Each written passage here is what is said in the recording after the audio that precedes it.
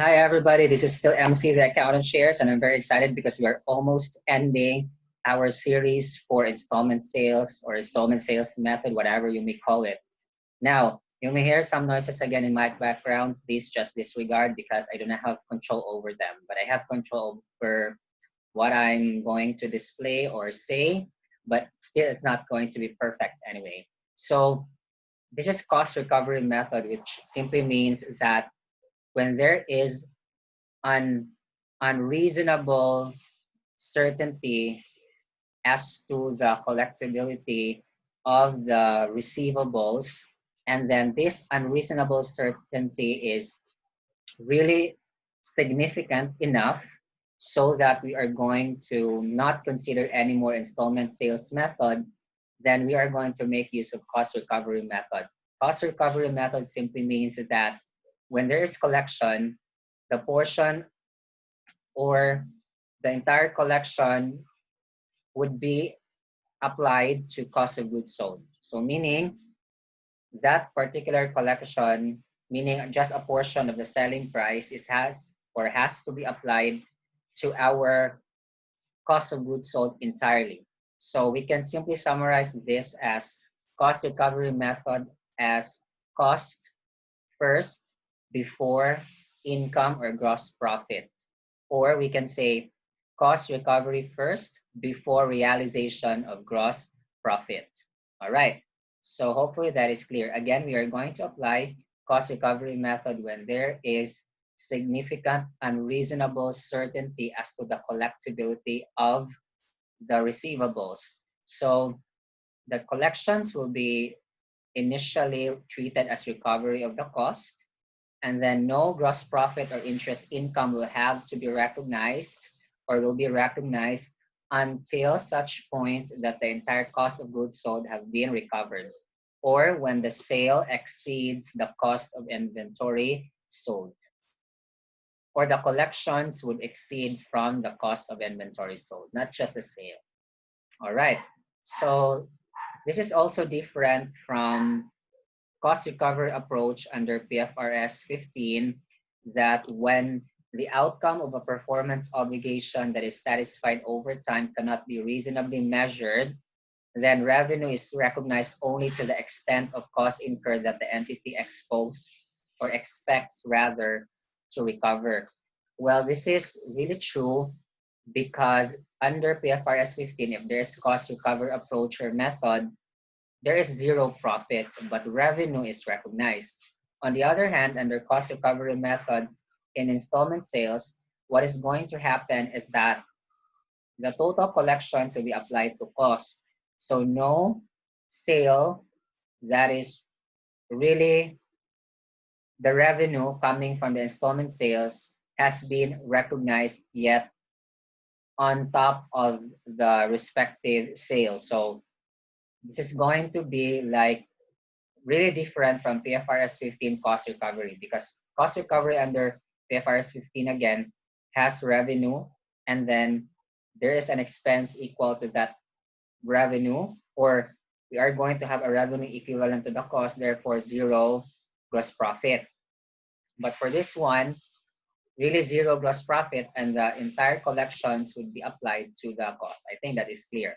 So PFRS 15 does not state that revenue recognition should be based on actual collections. Yes, because PFRS 15 is based on accrual approach in which, or that is also called as full accrual approach, wherein the recognition of revenue is not dependent on the collections that are being made, or it is not based as to when the cash is collected.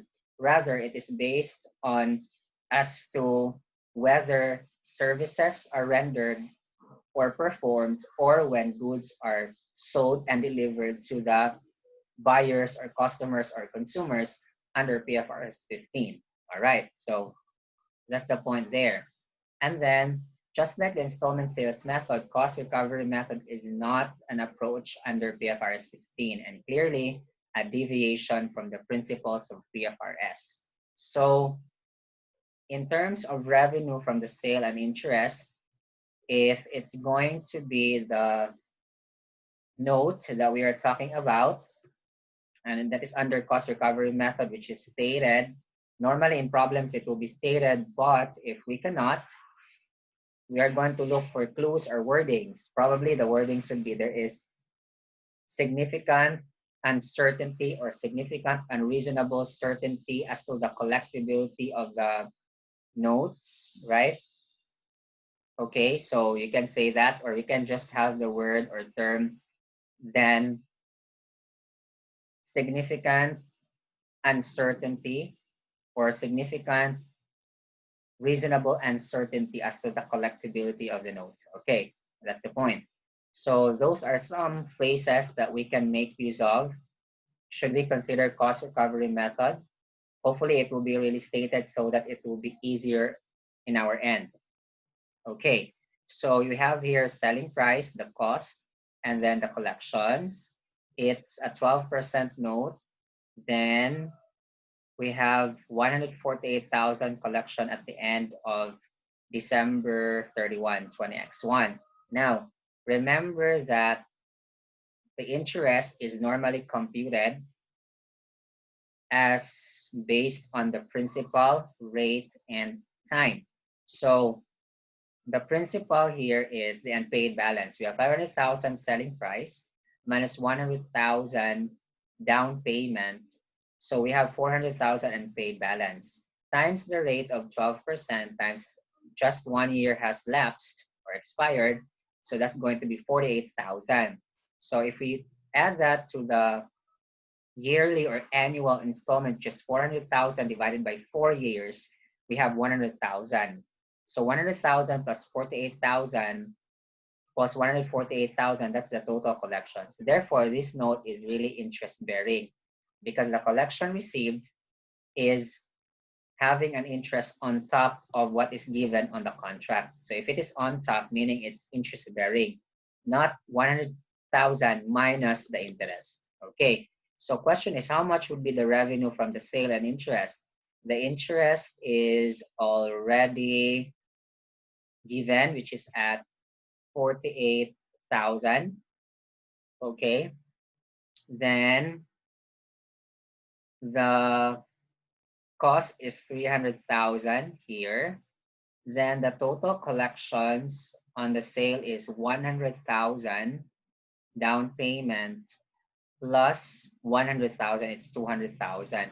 Since the total collections do not exceed the cost of the inventory sold, then no income shall be recognized from both the sale and on the interest of the note. Now, I am just wondering as to whether the 48,000 is also included in the analysis. So it is based on the collections. Okay, so as stated here, no gross profit or interest income is recognized until total collections from the sale exceed the cost of inventory sold. So this is the principle stated by Milan. I don't know if I will really agree to this 100% because certain authors also included the interest income as part of income. It's not included as part of the analysis that should be partnered with the cost of sales or cost of goods sold for us to be able to really recognize any gross profit to be realized. So this is the point of view of Milan, and we have to respect that. All right.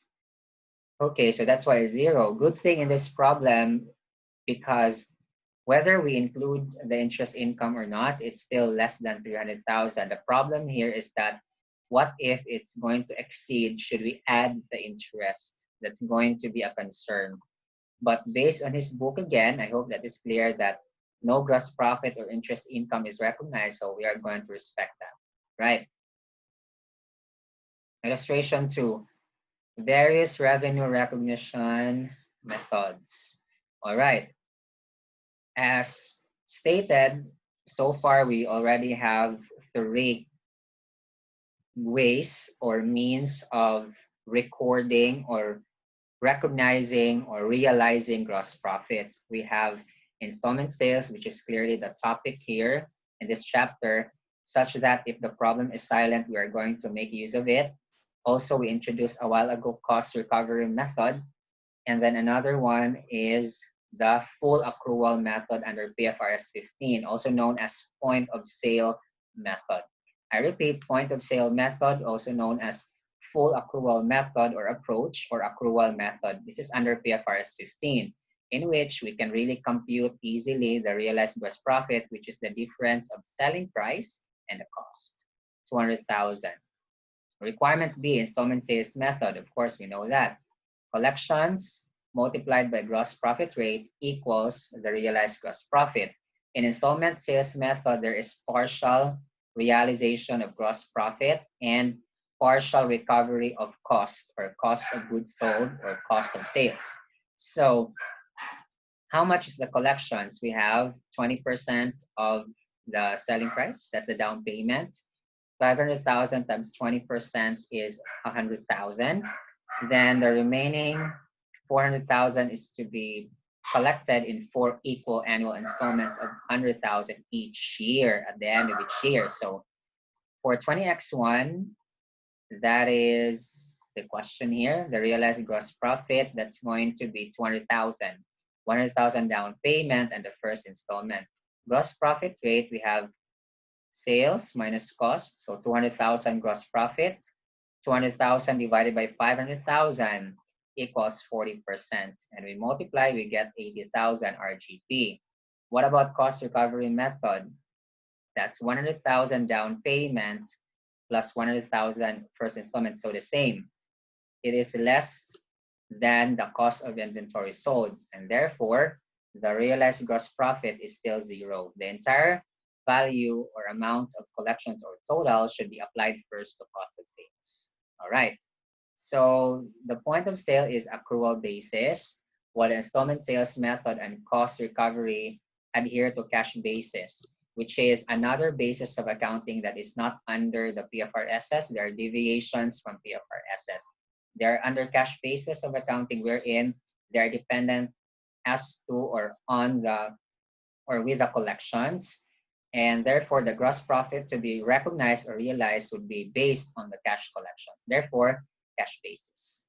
Okay, so that ends our discussions for installment sales. Yay, but there could be some clarifications as we go along. We'll never know if you have clarifications, and we post them under the comment section so that perhaps I can also make a video explaining about those things and I can find some problems.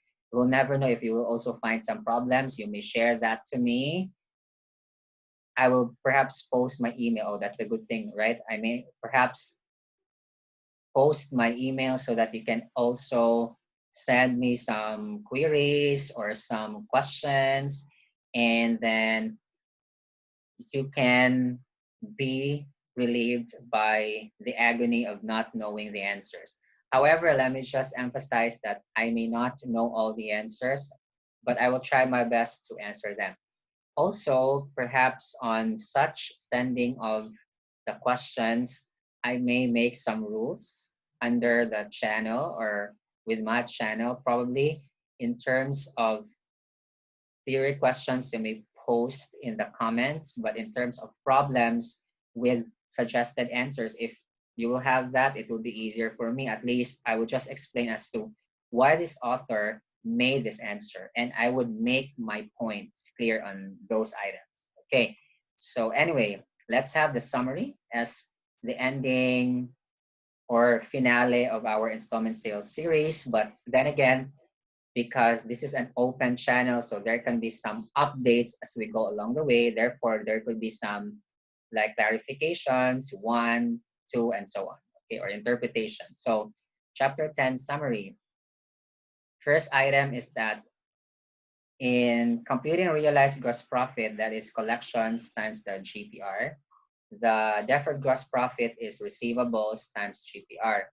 Therefore, we can say that the realized gross profit is dependent or directly proportional with collections, but realized gross profit again is dependent on collections. Deferred gross profit is dependent on the receivables. Okay, so you have here the formula.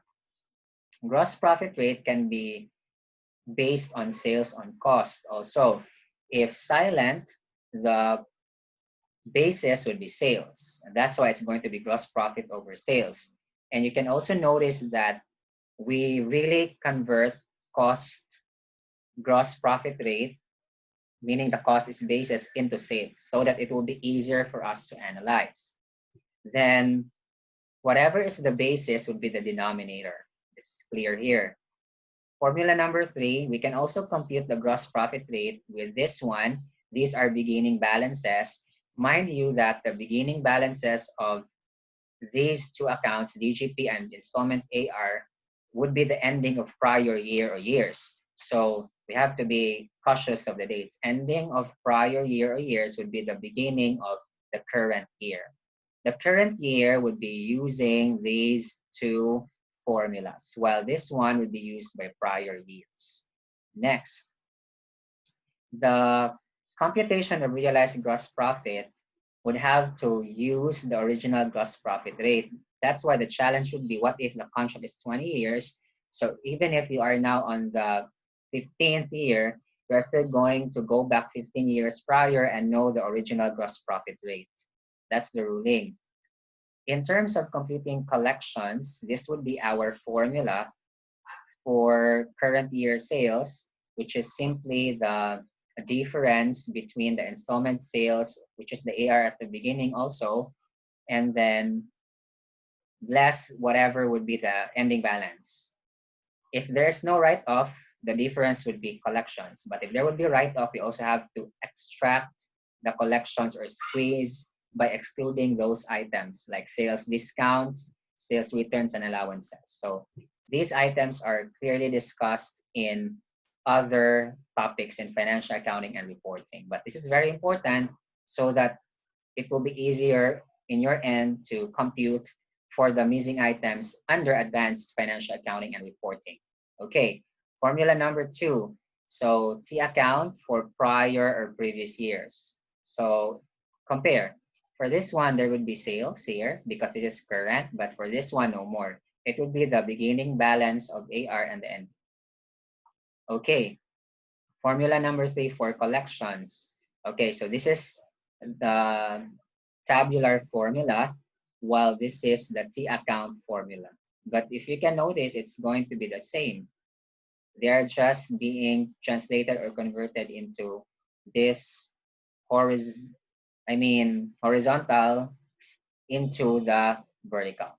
So like, if you can notice here, this could be T account. Actually, it's a combination of not just horizontal, but also vertical. Anyway, so combination and into the tabular. I would just label them as T account version and the tabular version to simplify. Okay. Deferred gross profit would be total unrealized gross profit less realized. Unrealized is also another term, by the way, for deferred. Do not confuse yourself. So unrealized gross profit could be known also as deferred gross profit, or even the word unearned gross profit. They're just the same.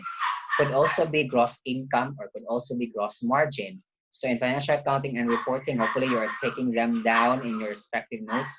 Gross profit, gross margin, gross income, those are the same terms. Then unrealized, unrecorded, unearned, deferred. So the unrealized or deferred or unrecorded or unearned gross profit at the beginning less the realized equals the ending. But we can also manipulate. Unrealized beginning minus unrealized ending equals realized. This is like the method 2. I would label them as method 2 of computing the deferred gross profit unrealized. However, the author decided to have this formula 1. Anyway, I will respect that because for me, this would be the formula number 1, which is also the formula number 1 or method number 1 for computing the realized gross profit. Let's go back to that. Okay, this one, because I label this as formula number 1 or method 1, therefore I would be consistent with that, and this would be my method 1. Anyhow, it would result to the same answers. However, we should be intelligent examinees or answers of any questions. We should be answering the problems based on what would be given. Because although they would arrive at the same answers without rounding off of numbers, but there will be situations wherein we will be tempted to round off and therefore would not be getting the same answers.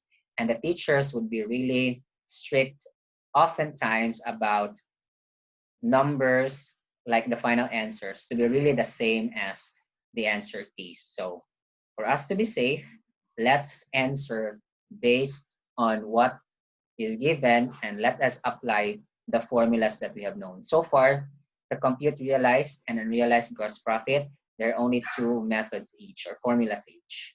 So just select.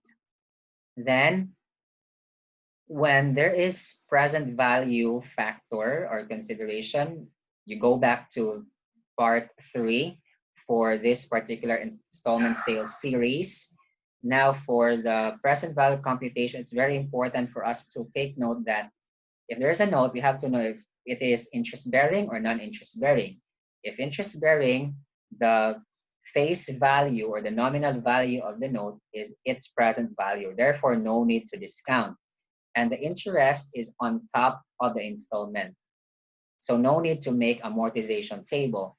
However, if there is a note that is non-interest bearing, we have to take note and check if there is a given cash price equivalent because that is already the fair value of the note. Again, the note is non-interest bearing. If not given, we are going to compute present value, which is the estimated fair value or market value or current value. I hope that is clear. And the interest is based on the present value or carrying value prior the unpaid balance multiplied by rate times time.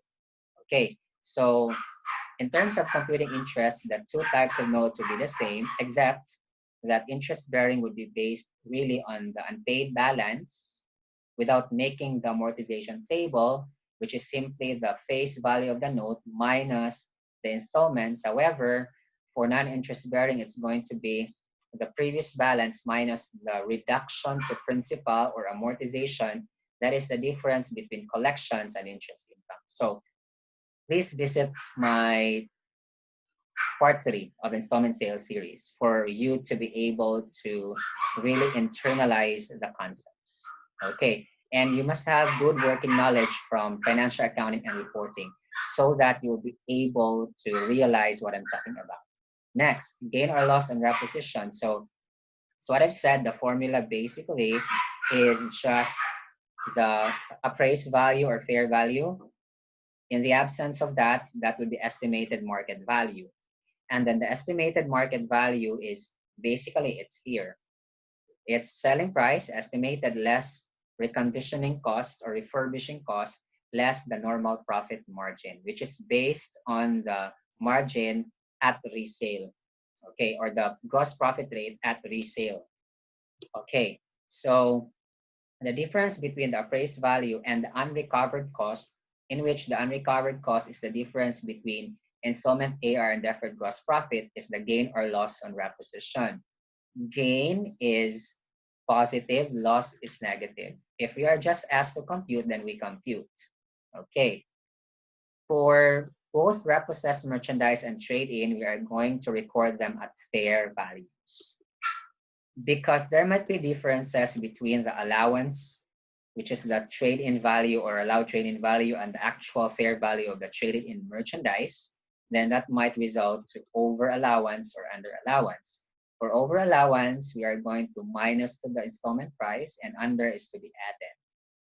We are going to allocate the cost of goods sold if ever the company is using periodic inventory system. Otherwise, if perpetual, then no need.